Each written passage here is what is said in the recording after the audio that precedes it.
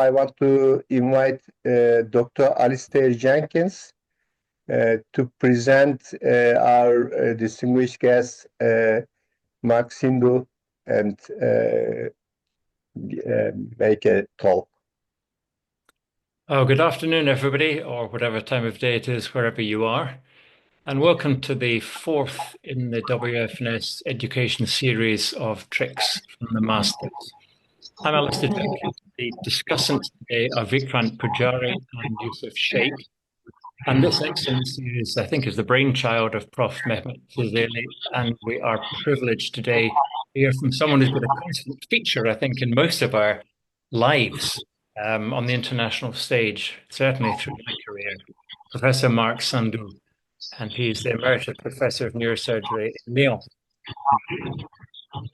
Prof. Sindou was trained, like me and like some of the rest of us here, in the neurohospital specialization simply meant doing neurosurgery. And as we heard today, he's as much at home doing skull-based tumors or aneurysms as he is doing Dres lesions or epilepsy surgery workup. So he has a wealth of surgery experience to draw from, and he gives us his tips from the master, Prof. Sindou.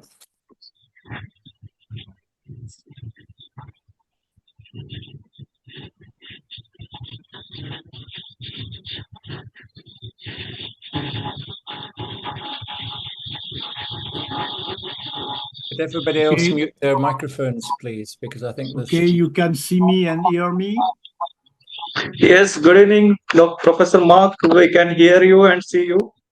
Okay, thank you very much for your invitation. I am very proud to have been chosen by your committee to give some educational lecture. So I will follow the plan proposed by the committee. First, summary of career. Second, some tips. And third, some tricks, especially with difficult surgery of meningiomas. This is my CV. We have no time, of course, to detail.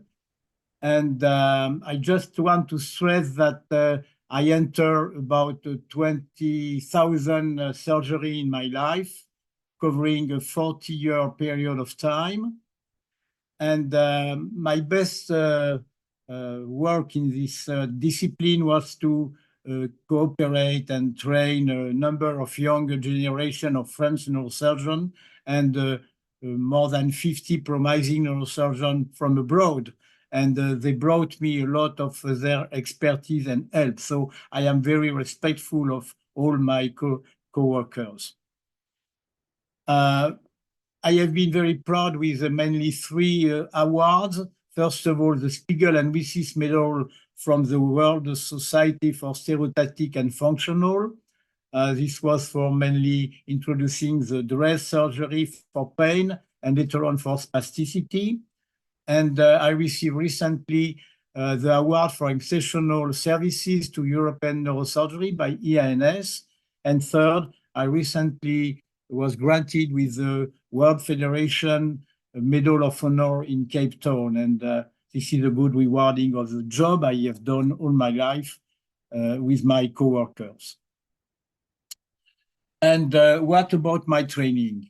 I train principally in Lyon, in the University of Lyon, in a special hospital devoted to neurosurgery named Care Vertemer Hospital. We had recently an article in GNS on the history of this institution. And I want to stress that I received there a very strong training from a neurology department, neuroimaging department, emergency and ICU department, and all types of neurosurgical subspecialty. And young people always complain because they do not operate very early in their life, but I must stress that we must walk before we can run. And this is very important to be patient with the training. And I benefited from 3 fellowships. First one in Paris, under the sponsorship of Talerac, who introduced me to neurophysiology and functional and stereotactic surgery. Then I went to Boston in MGH and Harvard to be trained by William Sweet for pain and research. And third, I benefited from a fellowship in Zurich from Ghazi Yazargil. We teach me rigorousness and surgical anatomy, and I was honored by a foreword to my book, Giant Aneurysms, and I respect very much Professor Yazargil. And I made my thesis on surgery in the dorsal root entry zone. I was very much impressed by Patrick Wall in London, and we, as you know, introduced the gate control theory. And of course, this was the starting development of neuromodulation. And besides that, I consider to destroy as selectively as possible the excitatory structures in the DRES. This is mentioned on the slide by the red rectangle. I went to laboratory to trace the fibers in the dorsal root entry zone and could establish that the nociceptive and the excitatory fibers were located ventrolaterally in the dorsal root entry zone, and I started to apply selective destruction in the DRES in 1972 for first limited cancer pain and second for brachial plexus avulsion and more rare lumbar sacral root avulsion. And this is a picture of the target. So there are not so many indications, but very selected indication. And then parallelly, I studied in the University of Sciences, not PhD, but doctorate in science. I was interested in study electrogenesis in the human cortex. Nobody went there before, doing straticorticography, and I could define special dipoles in the cortex linked to the volume of the pyramidal tract. There is no practical application of that, but this pushed me to go and be interested in the epilepsy surgery. And because I was trained on CG, as you know, in Paris with Talleyrand, I took the idea to use the electrode implanted to make lesions for very deep-seated lesions with epileptic foci. And this is a rather promising developing sector for epilepsy surgery. This was published in Epilepsia in 2004. Then I call that globetrotter learning behavior. I 2 or 3 times a year went for 1 week to visit best experts in the world with my own money, no government grants, I must say. And I prepare questions about which are the problems that I did not understand and how to avoid complication.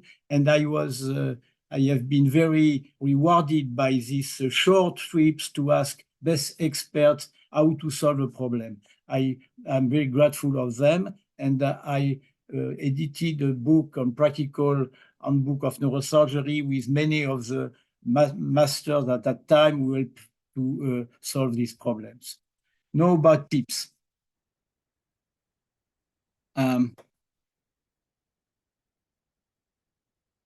As you know, a surgery is applied anatomy. And I think the main basis for neurosurgeon is to know anatomical, surgical anatomy. And it is important to go to laboratory to train on that, on the anatomy, surgical approaches. And in addition, if we add some studies at the histological level, we can have publication on the anatomy, not only morphology, but histological anatomy. This is very important. I published an editorial here proving that. An example is how to deal with surgical approaches, and I participated very modestly beside many experts and leaders in the world to the osteotomies improving what we call the field view angle. And I apply that, we calculate the angle gained by osteotomy, and we apply that to surgery like Al-Mefti and many others. And this is with orbit, without orbit. You see, you gain a lot of vision without retraction. And with the zygoma osteotomy, we can get a lot of vision on the skull base. This is rewarding. Young neurosurgeons are happy to do that, and we can become better expert in the lab applying to patients. And we define, like others, mainly Al-Mefti, mainly other leaders, what we call the concept of the working cone, thanks to these anatomical studies.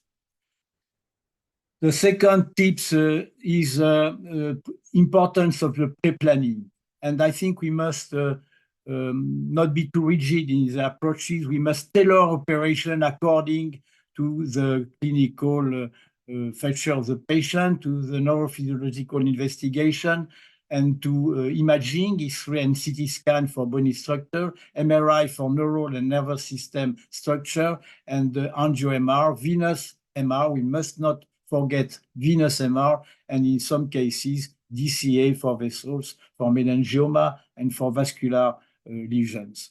And we must define the objective of surgery, radical or not, and do a tailored operation planning according to patient. We must avoid narcissism, acrobatics, and snobbishness, like very selective extreme lateral approach and robotized, computerized, and so on. We must do anatomical approach tailored to each patient. We like the day before surgery with our co-workers and residents to draw the surgical target according to the patient features. And we like to draw a drawing of the lesion we will see under surgery.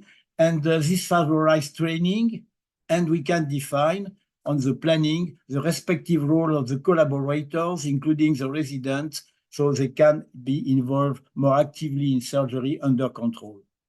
And this is pre and post skull base cavernous sinus meningioma. Another tips is to stress on ergonomy and sobriety, that rather than sophistication and plethora of instruments. We have to negotiate installation with the anesthesiologist, think about comfort, not to be tired, and use few but appropriate instruments. We don't need a plethora of instruments.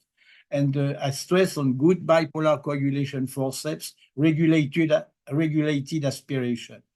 What about intraoperative neurophysiology? If we estimate it's useful, we have to put that under regular practice, but take care.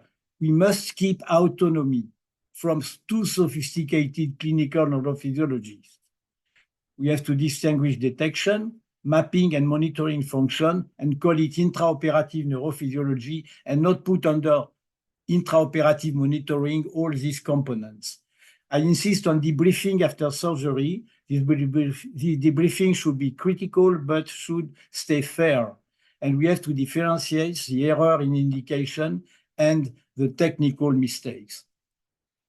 What about tricks? I take the example of meningioma. I was surprised when I came into the field that the so-called benign, well-cleavable meningioma had sometimes a difficult outcome with infarction outside the bed of the lesions. So we have to think about why. If we consider even convexity meningioma, consider easy to remove, if you do selective angiography, DCA, we can see that there is part of the vascularization coming from the dural vessels and also a part coming from the pyocortical vessels. And this cannot be strictly cleavable because pyovasculature, when we remove the tumor extracapsularly, we avulse pia mater, and this is a cause of so-called infarction. And we must take into account selective vascularization of the meningioma and pre-program surgery according to that. And this is logical because meningioma do not come from dura, they come from arachnoid, and arachnoid has two vascularization, external and internal. This can be predicted by CT scan and MRI. As a matter of fact, we studied that and published in GNS a long time ago. Hypodensity, peritumoral, means corticopial implication of vessels in vascularization. And we can predict outcome according to that.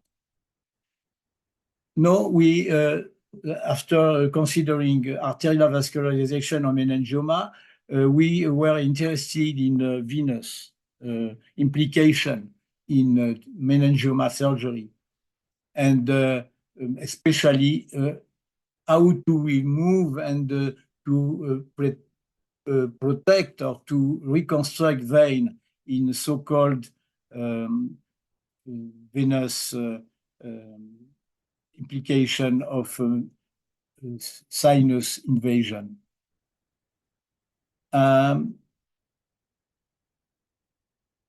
This is our series, and the result of our series. By attempting a total removal, we had 4 recurrences out of 100 patients.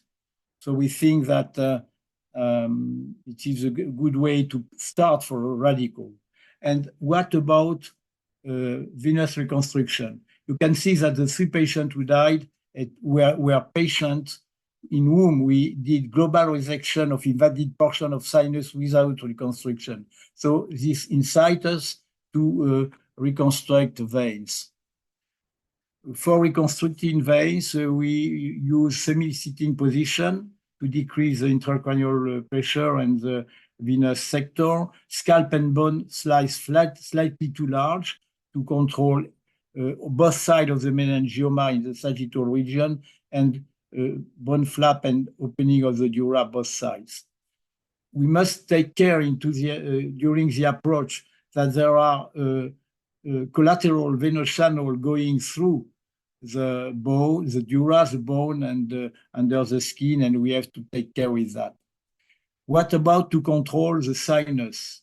We don't use aneurysm clip, we don't use balloon, we use plate of Surgicel, and this makes surgery rather easy. But because there is risk of brain swelling, we must be prepared to stop at any time if brain swelling threatens. We classify the meningioma in 4 types, and this condition the surgery. Type 1, 2, 3, 4, 5, 6. And we published that in GNS in 2006. What about type 1 and type 2 of meningioma? Type 1, only peeling of external lesion. Type 2, simple resection of invaded recess with resuturing. Type 3, resection of invading walls. And type 4, same with patch reconstruction. This is not so difficult to master that if we have prepared the surgery for that. An example of 4 type 4, and before and after surgery, you see the patent circulation of the venous in the mid-third. Type 5 is total occlusion, but one wall is preserved, and we can obliterate the sinus by Surgicel and remove the tumor inside the lumen. We did that in 2 patients with a torcular meningioma with a complete obliteration on one side, subtotal on the other side, and we could extract and reconstruct by patch, as you see on the control. This is risky operation, but we are lucky and a good outcome of that. Type 6 is total invasion with all 3 walls invaded. So we start from a complete resection and with a bypass reconstruction. Bypass reconstruction with the sector is short with the external jugular vein, you can see this case, or this other case, excuse me, torcular occlusion, we stay with the fragment remaining in place and put a bypass cervical because the patient has a huge intracranial hypertension. We can also, I would say it's a kind of play, reconstruct the veins, especially in middle third, like in this patient. What about angiographic control?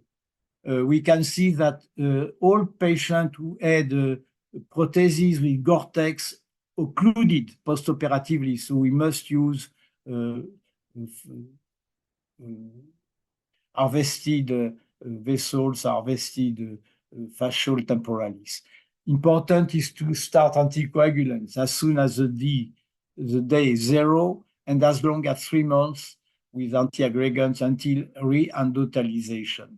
And thanks to that, our patency rate was not too bad, and we had no hemorrhagic complication by doing that. In conclusion, don't be afraid with the venous reconstruction. Act very careful with the afferent veins, and perhaps we must not be so ambitious, and thanks to radiosurgery at present time. If we have time, we have 5 minutes on that. I took care with the superficial cerebral hemispheric vein and danger during approaches, and in the interhemispheric approach, there is a risk with the afferent vein of the mid-third. In the perineal approach, there is a risk with anterior sylvan vein, especially when there is a major draining to the cavernous sinus, and we must take care with the inferior cerebral vein, the subtemporal approach, and we call this the Labbé vein, a drama vein. If we interrupt this vein, we can have infarct, and like in this patient, we had a sequela with us with encephalomalacia due to venous infarction. This is well known from all neurosurgeons. From one patient to another, there is variation in the venous predominance of the hemispheric drainage. In first patient upward, this is an anterior sylvian drainage predominant. In the middle, superior venous predominance with the trolar vein, and in the inferior picture, inferior drainage predominant with the Labbé vein. So to know that and to take into account with imagine topogram published in World Neurosurgery in 2020, we define 3 triangles for skull-base approach with a phlebogram. Anterior triangle, where are located the frontal veins and danger in the anterior approach of skull base. Middle triangle, where the anterior cerebral vein, when predominant, is in danger, and posterior triangle, where the inferior cerebral veins are in danger. And to construct this triangle, this is rather easy. The point is interventricular venous confluence, and this is the Galen vein, the basilar vein of Rosenthal, the thalamus, the internal cerebral vein, formed by the septal vein, the anterior caudate, the posterior caudate, and the venous thalamus striate. And the confluence is there. It is a fixed landmark at the foramen of Monroe. And starting from there, we can draw the 3 triangles I show you in the previous picture. And what about my recommendation? Of course, we have to work. Work is the main power to succeed with the patient. But to improve, we have to learn and learn all the life from best experts and take their message to you. To be creative, we have to valorize cross-fertilization, especially with physiologists. We have a lot of things they know we can apply to surgery and improve. And of course, engineer for technology. Learning and teaching at the same time, jointly all the life, not only when we are in training, helps. Both are wonderful friends, and we have to act as a member and at the same time booster with the team spirit. Surgery is a teamwork. So thank you for attention. Thank you for attention. Well, thank you very much indeed, Prof. Sindou, for managing to distill an entire career of 40 years into half an hour, and for giving us so many tips. I liked particularly avoiding narcissism, acrobatics, and snobbishness. And so much ego is invested in neurosurgery. And you're saying craniotomy of the appropriate size, not the smallest craniotomy you can possibly make, because the patient can't see it. They don't know how clever you are.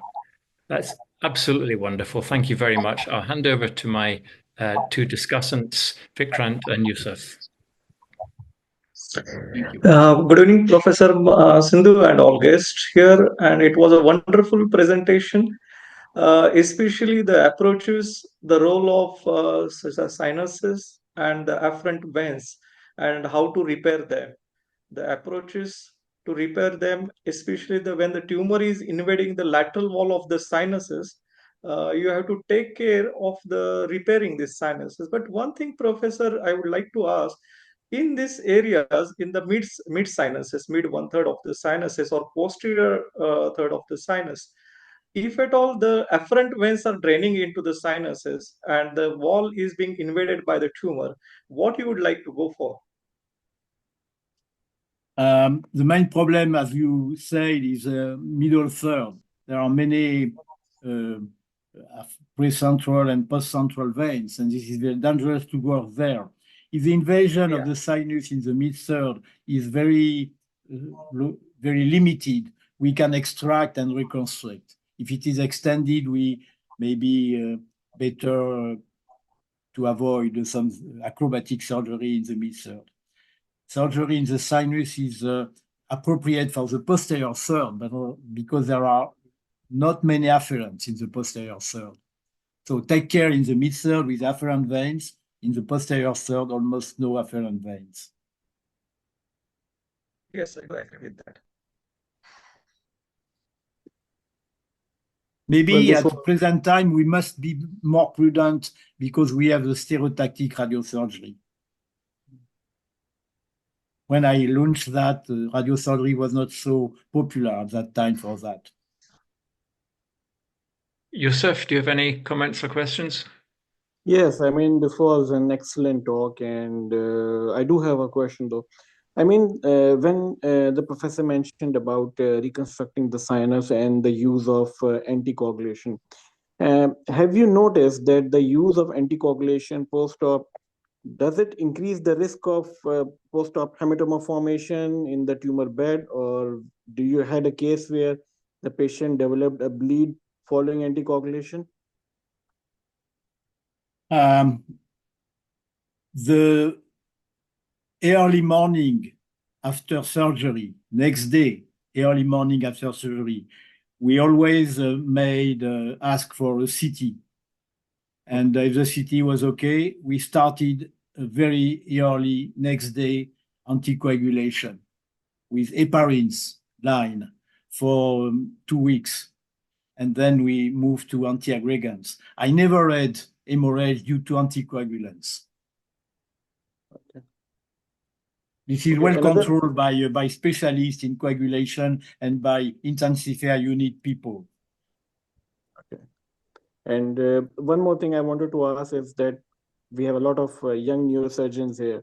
So if there is, if we have a young patient who's 35 years old and have a meningioma that is invading the middle sinus, so what do you suggest? I mean, should we actually plan and go about removing the tumor completely, or it is wise to leave some part of it and maybe use and some other sorts of it's like stereotactic radiosurgery or something for the residual tumor? What's your take on it? I'm afraid I did not understand all your comments and question. My English is not that good.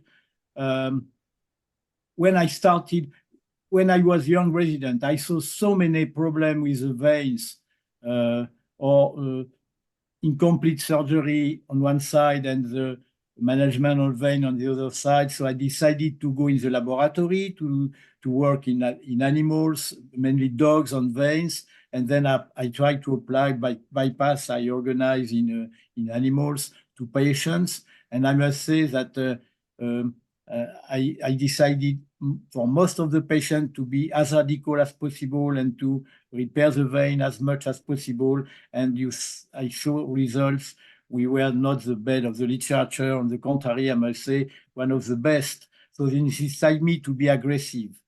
I insist again that in the mid-third, we must take care with the veins. You know that very well. But I am rather enthusiastic about starting for radical and repairing vein in the especially posterior third, even torcular. And at present time, because stereotactic radiosurgery is there, you mentioned that, I think that I don't incite to be too excessive, you know. So this is a long surgery, and more and more we cannot afford long surgery because economic problems in the hospital or in private institutions. So this is a limitation. So I encourage to do that, but be prudent. If I could ask a question, Prof. You talked about the type 6 tumors when the whole sinus is involved. But very often, the sinus is pretty much obliterated. So you've got sinus at the front, sinus at the back. Would you not, given that it's been occluded for probably a long time, is it not simply reasonable to excise the tumor and not try to reconstruct the sinus?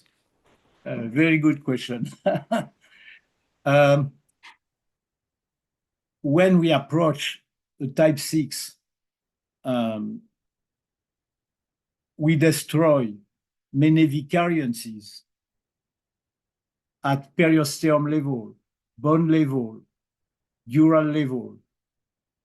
So it might be useful to put a bypass.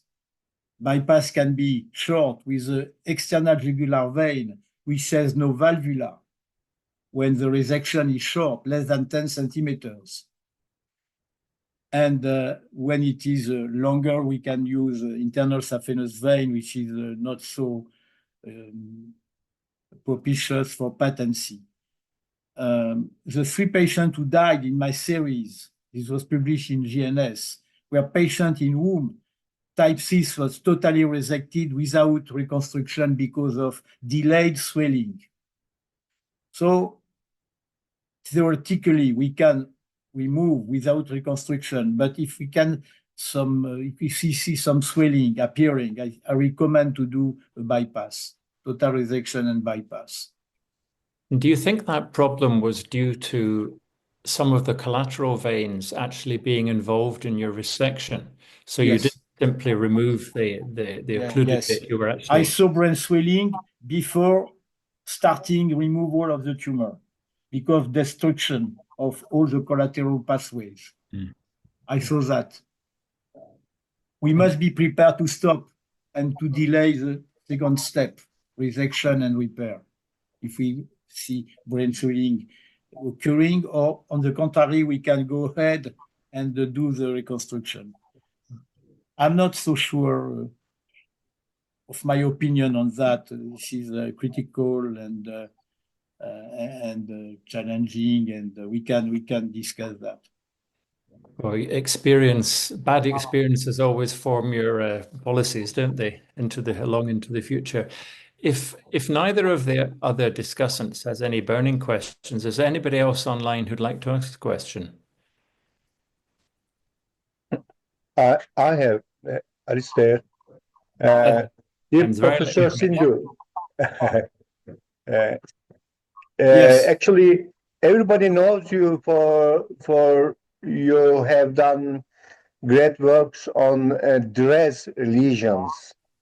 And then after came some stimulation techniques, even spinal cord stimulation, deep brain stimulation, some others are coming. Do you think the value of DRES lesions have decreased or not? Very good question. The problem of indication. If we take the example of brachial plexus avulsion, in my experience, spinal cord stimulation does not work. We have done because there is no more fibers from the dorsal root ganglion up to the brainstem. for avulsion, precentral lesion. Second, for pain in the segmental pain after conus medullaris injury. Spinal cord stimulation does not work. Deep brain stimulation does not work. So these are main remaining indication of dorsal root entry zone lesioning, whatever the modality of lesioning be. So there are very good indication. First, avulsion of roots. Second, segmental pain after complete crushing of the spinal cord, especially in conus medullaris. And we can add some cancer pain, limited cancer, for instance, the thoracic apex, with long survival time of this patient. And there are remaining indications. Besides neuromodulation, we have done a lot. Besides deep brain stimulation, we have done a lot. Besides intrathecal pharmacotherapy, we have did a lot. Do you have any experience of the newer high-frequency spinal cord stimulation? Because I have to admit, I have not done a DRES lesion since high-frequency 10,000 hertz came in, because it seems to work in a totally different mechanism. It seems to act on the spinal cord itself. And for the cases that you mentioned, you can put it right up almost to the foramen magnum. And I don't know whether you feel, I think Mehmet's maybe hinting at the same thing, that maybe DRES is on its way out. And it's a terrible thing to say to you, of course. Okay. I have no experience. I have some experience, but not enough experience about high frequency spinal cord stimulation. So perhaps this will reduce the indication of DRES lesioning for avulsion. Yeah, this is a new coming method. Apparently you have experience. Yeah, I've done a lot, and it's interesting. We've actually revisited some of the patients who we had rejected with just for a conventional spinal cord stimulation, or who'd had it and failed, and they are now successfully treated with high frequency. That's for another day. I think you are probably right. Yeah. I believe you first, according to your experience, and probably you are right for the future. Avulsion means no more dorsal column fibers to stimulate. The tonic stimulation cannot work. We have experience on that, of those failures. And we are recording with microelectrodes the dorsal horn. There are hyperactivity in the neuron of the dorsal horn after avulsion. And the target of the DRES lesioning, and probably high frequency can, to say that, opposed to this hyperactivity. Yeah, that may be. Any other questions from anybody online? Please just unmute yourself and shout out if you have, because there's too many people to see hands raised.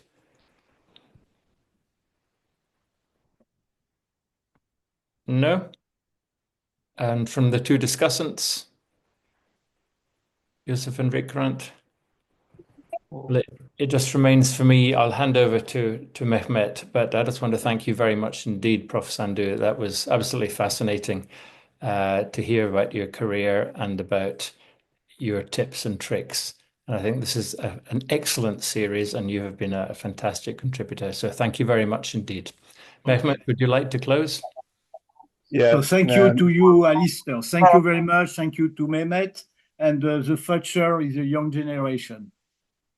It was a great honor for us to be with you and listen your tricks, really. I thank Alistair and all two discussers together with Professor Marc Sindou. Thanks, Professor. Goodbye. Thank you very much. Thank you. Bye, everybody. Thanks again. Goodbye.